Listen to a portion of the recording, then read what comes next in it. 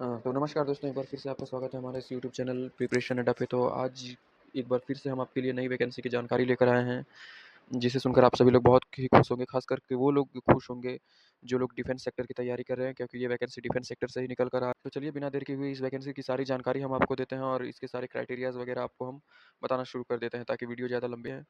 अच्छा, तो ये वैकेंसी निकल कर आ रही है दोस्तों, सेंट्रल इंडस्ट्रियल सिक्योरिटी फोर्स यानी सीआईएसएफ की वैकेंसी निकल कर आ रही है। ये सीआईएसएफ की वैकेंसी है, जो कि एक बहुत ही अच्छी वैकेंसी है। आप जानते हैं कि डिफेंस सेक्टर में सीआईएसएफ की एक अपनी ही अलग ही पहचान है, जो कि सेंट्रल के जितने भी इंडस्ट्रियल एरियाज़ होते हैं, उनकी जो रखवाली करने का काम सीआईएसएफ को ही दिया जाता है, इसलिए इसका इनका नाम सेंट्रल इंडस्ट्रियल सिक्योरिटी फोर्स रखा गया है।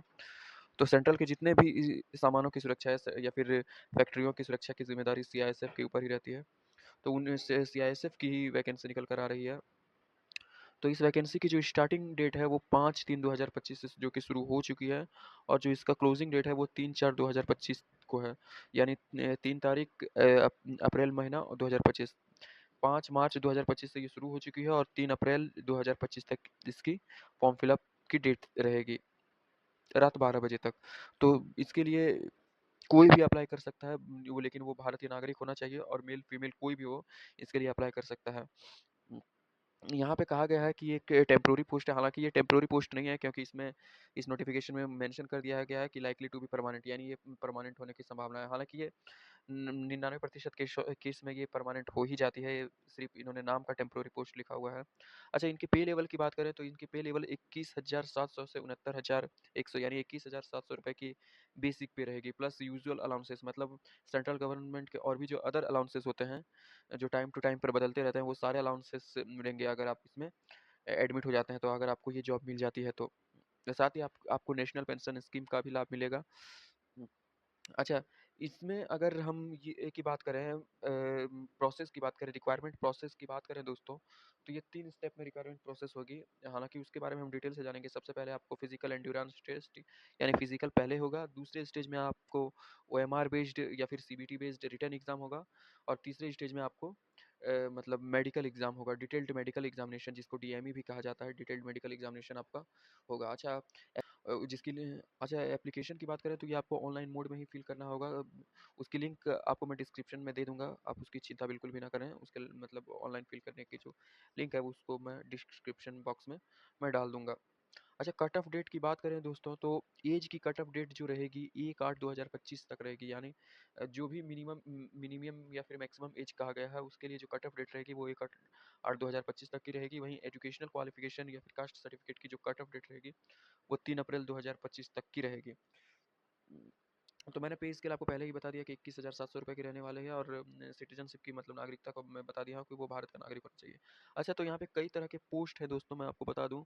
जैसे कुक का पोस्ट है, कांस्टेबल कुक का पोस्ट है, कांस्टेबल कॉबलर का पोस्ट है, कांस्टेबल टेलर का पोस्ट है, बार्बर, स्वीपर, पेंटर, ये सारे पोस्ट हैं जो कि आपको कांस्टेबल के अंदर काउंट किए जाएंगे।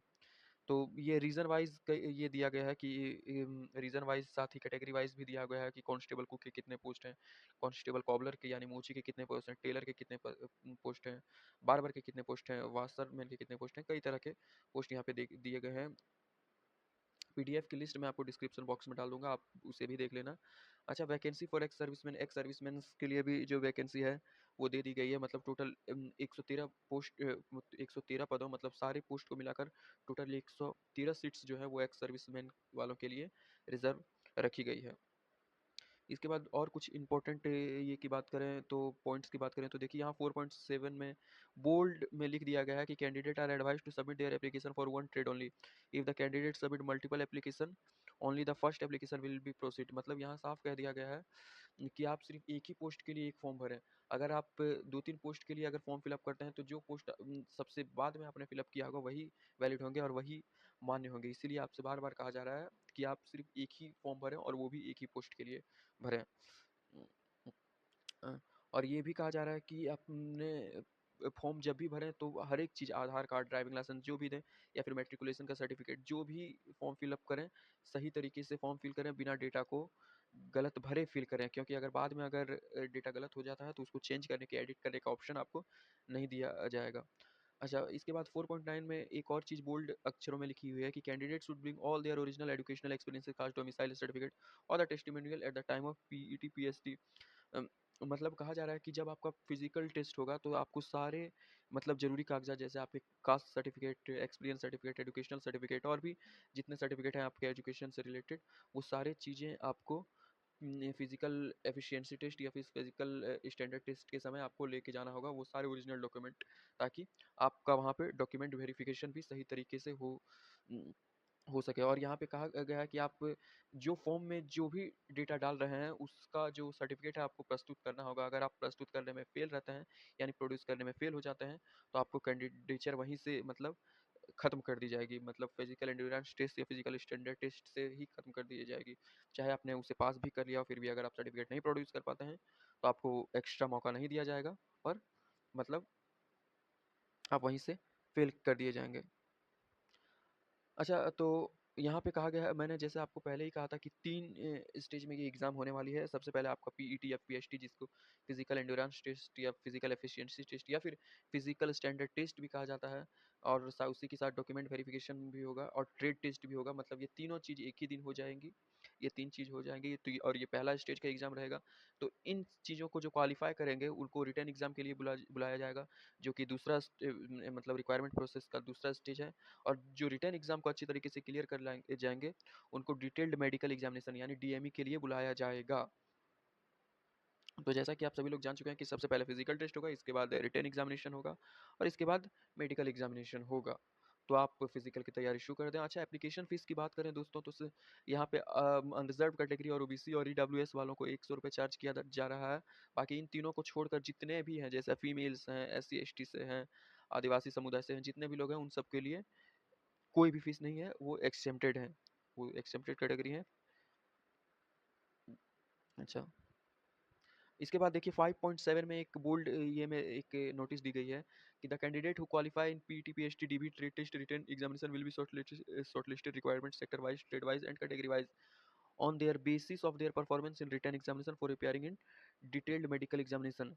The number of candidates shortlisted for detailed medical examination will be about 2 times of the number of vacancies notified. कहा जा रहा है कि जो भी लोग फिजिकल टेस्ट और इसके बाद रिटन टेस्ट सही तरीके से क्लियर कर लेंगे उनको ही नेक्स्ट स्टेप यानी मेडिकल एग्जामिनेशन के लिए बुलाया जाएगा, और मेडिकल एग्जामिनेशन के लिए दुगने कैंडिडेट को बुलाया जाएगा। यानी 1138 पोस्ट है तो करीब 2200 मान लीजिए कितने हो जाते हैं, 2272 2200 सॉरी 2276 यानी 1138 पोस्ट है तो 2276 लोगों को ही डिटेल्ड मेडिकल एग्जामिनेशन के लिए बुलाया जाएगा। अच्छा, जो भी कैंडिडेट सिलेक्टेड होंगे उन्हें CISFRECTT.CISF.gov.in पर वो अपना रिजल्ट देख पाएंगे।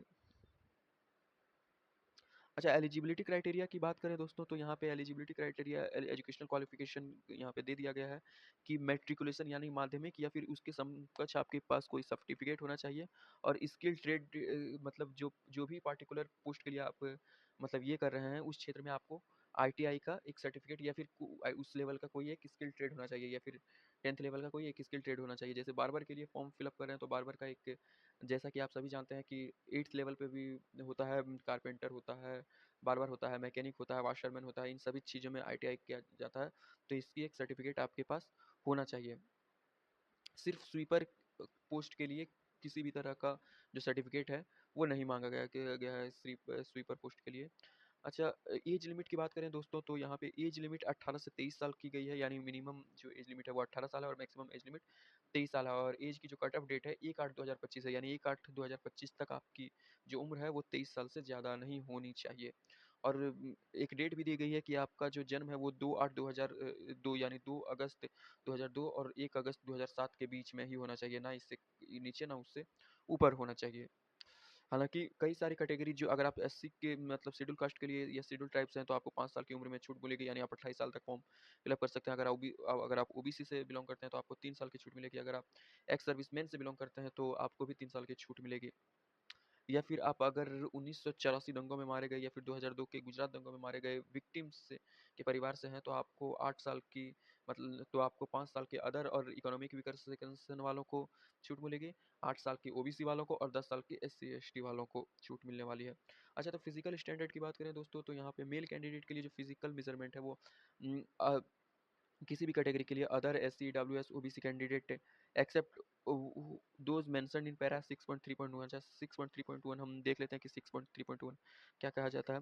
बोल रहा है कि 6.3.1 वाले पैरा में कहा जा रहा है कि गोरखास डोगरास मराठास कैंडिडेट जो कि स्टेट सिक्किम नागालैंड अरुणाचल प्रदेश मणिपुर त्रिपुरा मिजोरम आसाम हिमाचल प्रदेश कश्मीर लेह लद्दाख इन सारे क्षेत्रों से जो भी लोग बिलोंग करते हैं, उनकी मिनिमम हाइट 165 सेंटीमीटर होनी चाहिए मेल्स की, और फीमेल की 155 सेंटीमीटर। जबकि मेल का चेस्ट जो है 78 सेंटीमीटर से 83 सेंटीमीटर होना चाहिए, और फीमेल के लिए नॉट एप्लीकेबल, जैसा कि आप सभी जानते हैं। हम्म, हम्म।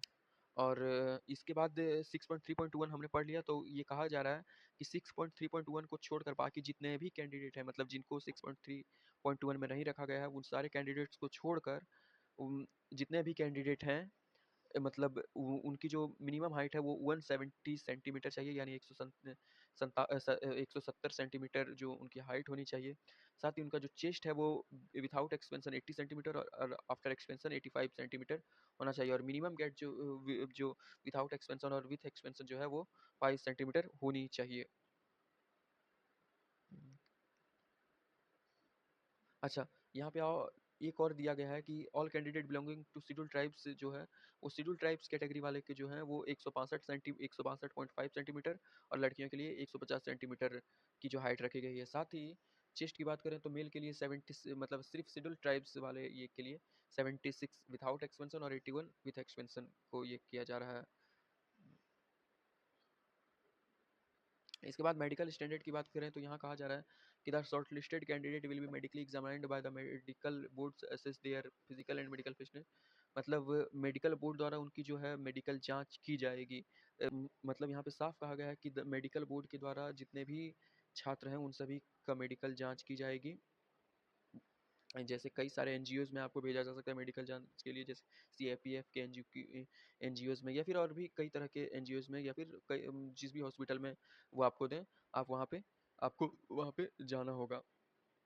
अच्छा, कुछ यहाँ पे बंदिशें दी गई, बाउंडेशन दी गई है कि candidate must not have knock knee. Knock knee आप होना नहीं चाहिए। आप जानते हैं कि नॉकनी किसे कहा जाता है, यानी दोनों घुटने आपके आपस में सटने नहीं चाहिए, फ्लैट फुट नहीं होना चाहिए, फ्लैट फुट आपके पास नहीं होना चाहिए, हाई कलर विजन नहीं होना चाहिए।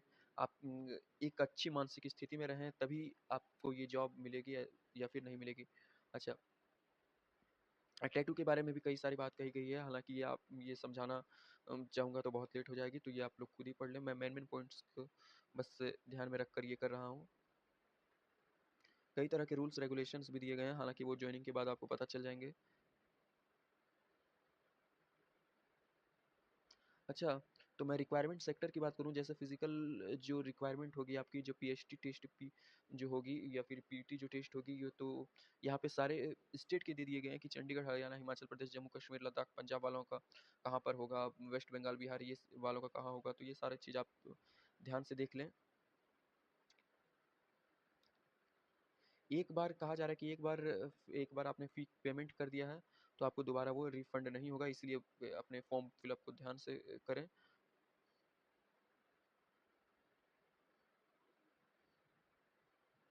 अच्छा, अगर फिजिकल एफिशिएंसी टेस्ट में आपको दौड़ भी लिया जाएगा, यानी आपको रनिंग भी करवाई जाएगी, जिसमें मेल कैंडिडेट के लिए 1.6 किलोमीटर की जो रेस है वो 6.5 मिनट में पूरी करनी होगी, यानी 1600 मीटर की जो रेस है वो 6.5 मिनट में पूरी करनी होगी, और फीमेल कैंडिडेट के लिए जो है 800 मीटर की रेस है वो 4 मिनट में पूरी करनी होगी। अच्छा, जो भी एक्स सर्विसमैन हैं उनके लिए ये जो दौड़ वाली प्रक्रिया है उनके लिए ये नहीं रखी जाएगी, हालांकि उनके लिए ट्रेड टेस्ट रखा जाएगा, यानी अगर आप बार्बर के लिए अप्लाई करते हैं तो आपको बाल काटने के लिए कहा जाएगा, कॉबलर के लिए अप्लाई करते हैं तो आपको मतलब जूते सिलने का ये किया जाएगा। तो हालांकि आपको जितने भी एक्स सर्विसमैन हैं उनके लिए दौड़ की कोई प्रक्रिया नहीं रखी गई है। और ये कहा जा रहा है कि आपका जो डेट ऑफ बर्थ सर्टिफिकेट है वो मैट्रिकुलेशन को ही माना जाएगा, मतलब 10th पास जो सर्टिफिकेट है उसी को आपके डेट ऑफ बर्थ सर्टिफिकेट के रूप में लिया जाएगा। अब ट्रेड टेस्ट की बात करें तो जो कुक के लिए फिलअप करेंगे उन्हें कुकिंग ऑफ चपाती राइस, यानी चपाती और चावल पकाने को कहा जाएगा, सब्जी दाल सांभर ये सारी चीज़ें पकाने को कहा जाएगा, मीट फिश ये सारी पकाने को कहा जाएगा, या फिर जो बूट मेकर है कॉबलर है उनके लिए शू की पॉलिशिंग को करने को कहा जाएगा, हैंडलिंग ऑफ टूल्स कहा जाएगा, कटिंग लेदर रिपेयर ये सारी चीज़ें, टेलर को सिलाई करने के लिए कहा जाएगा, बार्बर को मतलब बाल काटने के लिए कहा जाएगा, शेव करने के लिए कहा जाएगा, वाशरमैन को कपड़ा धोने और आयरनिंग करने के लिए कहा जाएगा। तो यहाँ कई तरह के आप देख सकते हैं कि जो भी हैं ये सारी चीज़ें आपको करने के लिए कहा जाएगा आपके ट्रेड टेस्ट में।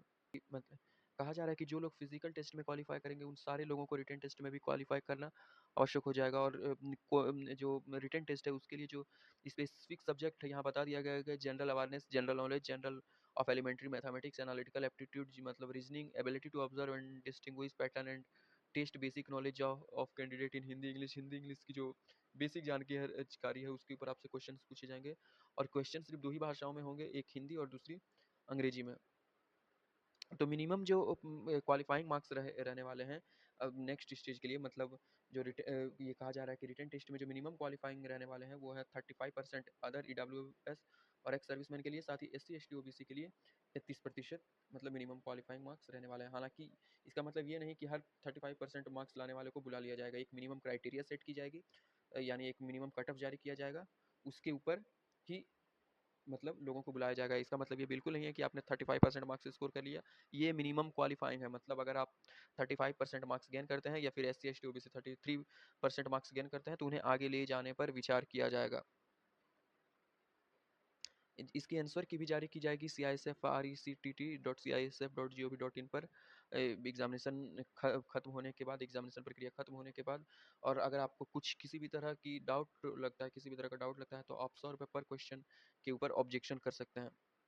कहा जा रहा है कि इफ रिटन 11.2.6 में स्पेशली कहा गया है कि if written examination is conducted in 2 और more shift their mark scored by candidate shall be normalized, यानी 2 या 2 से अधिक शिफ्ट में अगर वो मतलब ये किया जाता है, रिटन एग्जाम कंडक्ट करवाया जाता है, तो जो है मतलब उस मार्क्स को नॉर्मलाइज्ड किया जाएगा और उसी के आधार पर मेरिट लिस्ट तैयार की जाएगी। और इसमें कुछ ख़ास दिया नहीं गया है दोस्तों। मैंने तो आप जितने भी ज़रूरी चीज़ें थी वो आप सभी लोगों को सही तरीके से बता ही दिया है। हालाँकि अगर आप लोगों को किसी भी तरह की समस्या हो तो हमें कमेंट बॉक्स में क्वेश्चन पूछ सकते हैं, हम आपको ज़रूर बताएँगे पूरी, क्योंकि हमने नोटिफ़िकेशन को बहुत अच्छी तरीके से, बहुत ही गहराई से पढ़ा हुआ है। अगर कह अच्छा और एक चीज़ देख लें कि अगर यहाँ पे कहा जा रहा है कि अगर महिला कैंडिडेट्स की भर्ती नहीं हो पाती है अगर उनकी उपलब्धता के कारण, तो वो सारी सीट जो है मेल कैंडिडेट के द्वारा भर दिए जाएँगे। यानी अगर मान के चलिए 113 सीट है, मान के चलिए, या फिर 100 सीट्स महिला के लिए रिज़र्व्स है और उसमें से सिर्फ़ 80 महिलाएँ ही भर्ती हुई हैं, और 20 महिलाएँ आई ही नहीं, तो वो जो 20 सीट है वो मेल कैंडिडेट द्वारा भर दिए जाएँगे, यानी उनको खाली नहीं रखा जाएगा। तो ये एक बहुत ही अच्छी बात है। अच्छा, no reserve waiting list will be kept maintained, मतलब इसका कोई भी वेटिंग लिस्ट नहीं रखा जाएगा। और अब ये साफ कहा जा रहा है कि जब अगर आप डोमिसाइल बनाते हैं किसी भी स्टेट, किसी भी ज़िले से, तो एकदम बड़े ही सावधानी से बनाएँ, क्योंकि आप बाद में डोमिसाइल स्टेट आप चेंज नहीं कर सकते हैं और आपकी कैंडिडेचर यानी मतलब ये जो अभ्यर्थित्व जो है वो भी आपकी रद्द कर दी जाएगी। और इसमें कुछ ख़ास है नहीं दोस्तों, और सबसे अंत में ये कहा गया है कि पैसे देकर नौकरी लेने की चिंता ना करें। अगर आपका पैसा डूबता है तो ये CISF की गारंटी नहीं है, इसलिए किसी को भी पेमेंट ना करें। साथ ही अगर आप उसे कोई पैसा मांग रहा है तो आप ec.rectt@cisf.gov.in पर रिपोर्ट करें। अगर आप किसी भी तरह का पैसा खोते हैं तो उसके लिए CISF जिम्मेदार नहीं है। तो आज का वीडियो हम आशा करता हूँ कि आप सभी लोगों को बहुत ही अच्छा लगेगा। इसमें हमने आपको पूरी डीप जानकारी देने की कोशिश की है। अगर फिर भी आपको जानकारी आधी अधूरी लगी तो हमें कमेंट करें, हम उस पार्टिकुलर चीज़ को आपको कमेंट सेक्शन में ज़रूर बताएंगे। और आप